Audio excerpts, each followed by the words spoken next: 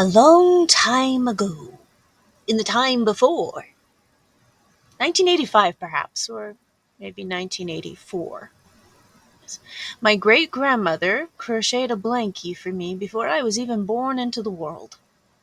And I slept with this crocheted blankie every single night until I was roughly 7 years old. I was so attached to this blanket, in fact, that if it fell off the bed in the middle of the night, I would wake up from a dead sleep to look for it. I could not sleep without this blanket. That part is very important. Commit that to memory. So I'm about 7 years old. It's the year 1992. And my mother is becoming frustrated with the fact that I, at 7 years old, am still carrying around my baby blanket.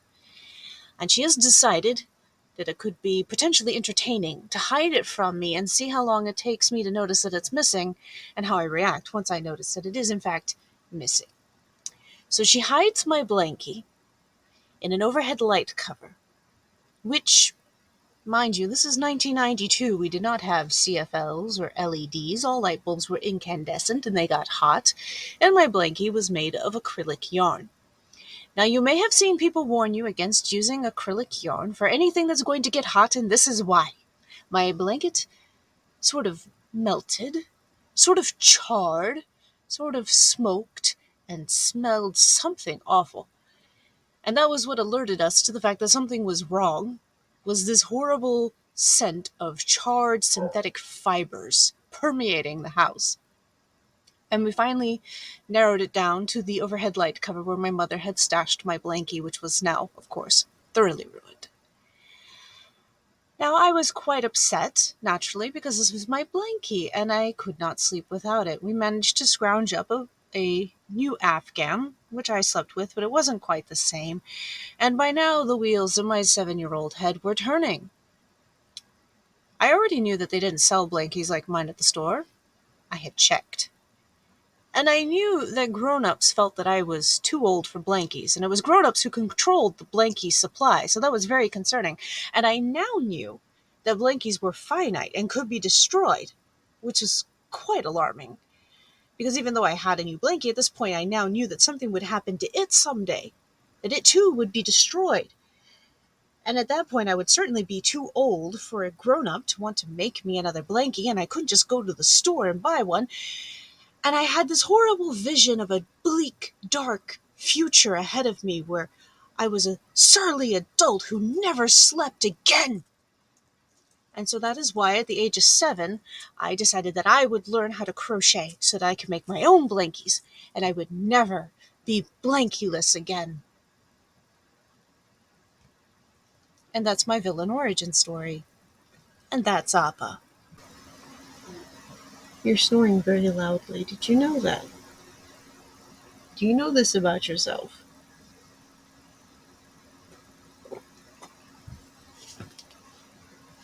Hello again, I am Lydia Holloway. That's Appa. This is T'Challa, also known as Cha-Cha. And this is a follow-up to the earlier video I did on my villain origin story. So let's take a look at the questions. Question number 1. Did crocheting come easily to you? How was it starting out with your early villainy? Excellent question. Very nice. Very thoughtful. I don't know. I was 7, and I can barely remember what I did last week. But what I do recall is my grandma did not have the patience to teach me crochet. She managed to teach me how to make a chain, and that was it. So I spent like the first year or two just making chains, and I was very happy with that. I was very proud of my chains. I made chains that wrapped around the block and back. And then at some point, my mom taught me how to do a stitch. She taught me the double crochet stitch, but either she taught me incorrectly or I wasn't paying attention. Either one of those is equally plausible, but I was skipping a step on double crochet. I wasn't doing the yarn over. So I did double crochet incorrectly for a long time, about 20 years, before YouTube came along and set me straight. But I didn't really have a lot to compare myself to. I just knew I was taking shapeless string and turning it into something, and I was pleased as punch with that. So I felt like I was doing pretty great. My first blankie, it's question number 2. What was your first blankie? Do you still have it? Well, my first blankie didn't come about until I was a freshman in high school. So the 1999-2000 school year. I don't remember exactly when I made it, but it was somewhere in there. And it was kind of hilarious because when I first started out, my stitches were super loose, and as I got more confident, they tightened up. So it was like this loose fishnet looking thing at the bottom, and then it just kind of turned into this trapezoid shape as my stitches firmed up. And I had it exactly one night because in the middle of the night, I managed to kick it off of my bed onto a space heater. And while it didn't start a fire, thank goodness, I did leave some pretty big, stinky scorch marks on the blanket. So I don't have that anymore. Um, but yeah, that was my first blankie. Rest in peace. Number 3, how does crochet make you feel? Well, in addition to being this, I am also an author. And an excellent quote I saw about writing once was something to the effect of authors enjoy the feeling of having written something, not so much the act of writing it. And crochet is a lot the same way. Like when I'm in the process of crocheting something, uh, I am not exactly enjoying myself. At best, I'm feeling kind of zen and in the zone and focused on it. And there's kind of a level headed contentment that comes from that.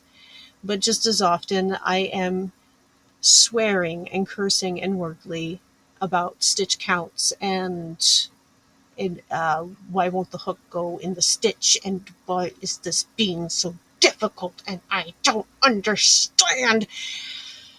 And then it's finished.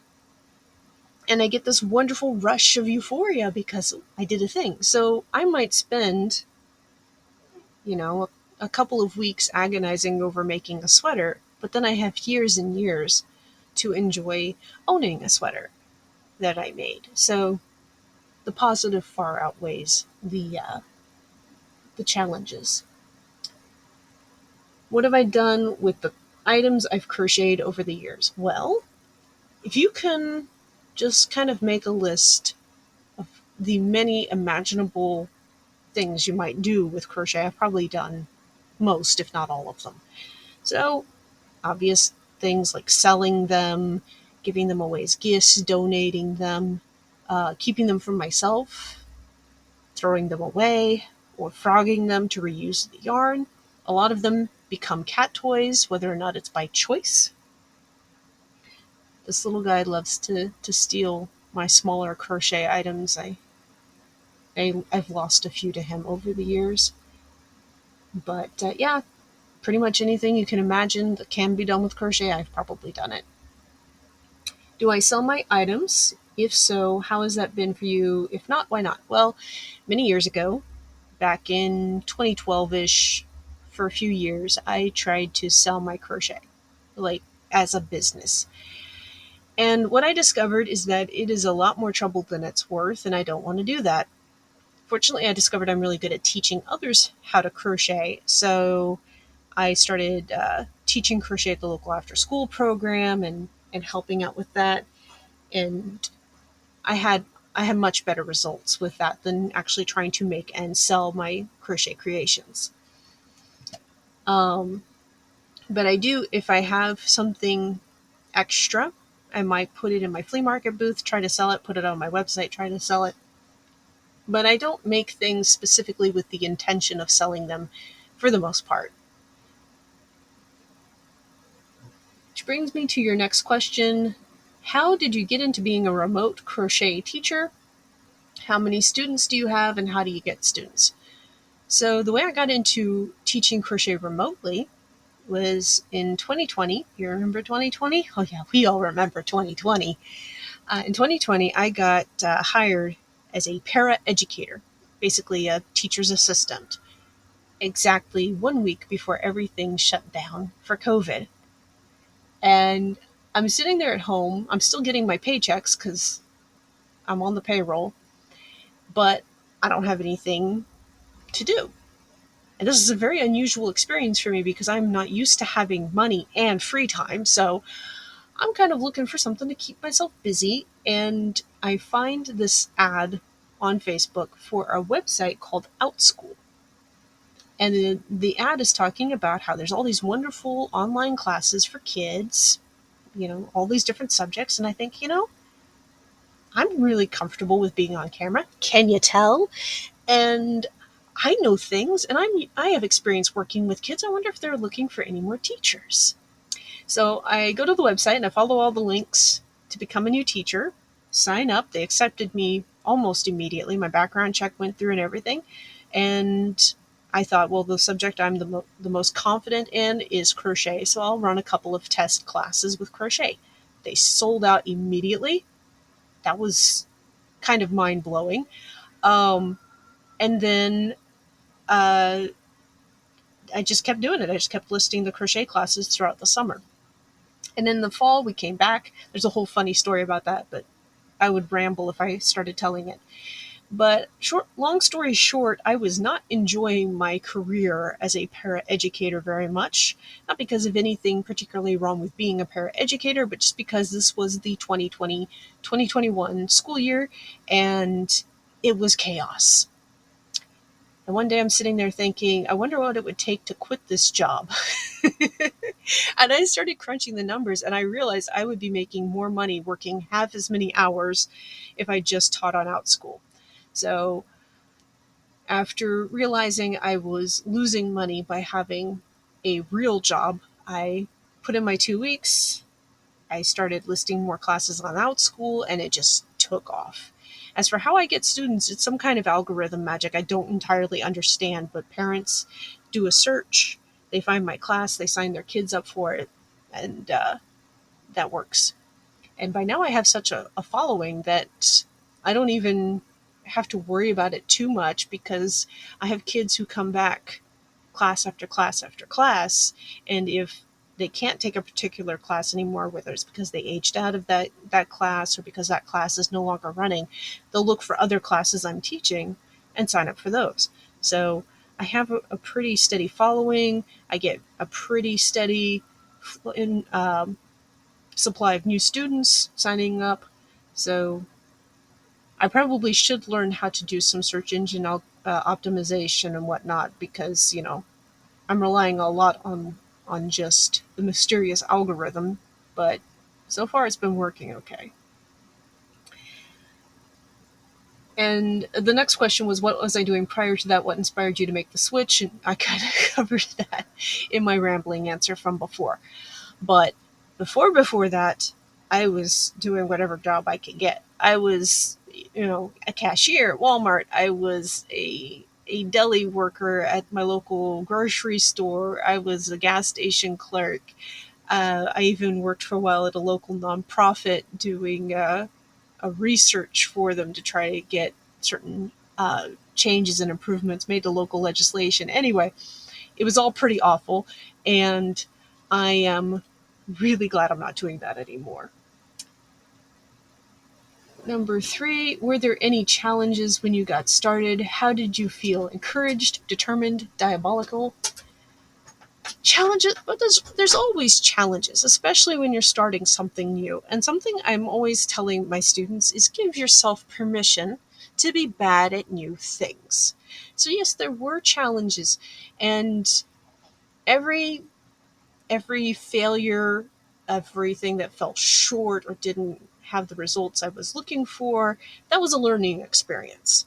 So if I listed a class and kids just didn't sign up for it, I learned from that. If I listed a class and the kids didn't have a good experience, I made up for it, and I learned from that.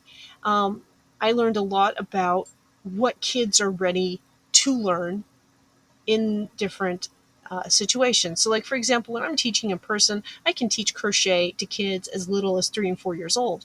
I can't do that online. They don't have the motor skills. They need somebody to be able to take their hands and put their hands in the positions they need to be in to learn the motor skills. But when I'm teaching online, I can't do that. So my cutoff is 8 years old, with few exceptions. It's 8 years old and up. Um, but that was something I had to learn by doing. And yeah, so I've felt incredibly encouraged. That's Daisy, one of my two dogs. I felt incredibly encouraged. I've been very supported by the people in my life, and just having these kids come to my class over and over and over again and learn so much and create so many amazing things. It is it is the most incredible feeling in the world to see somebody make something and know that they are able to make that because I taught them, or to hear them say, "Oh, I'm teaching my best friend how to crochet now," or "My mom is learning how to crochet now because I learned."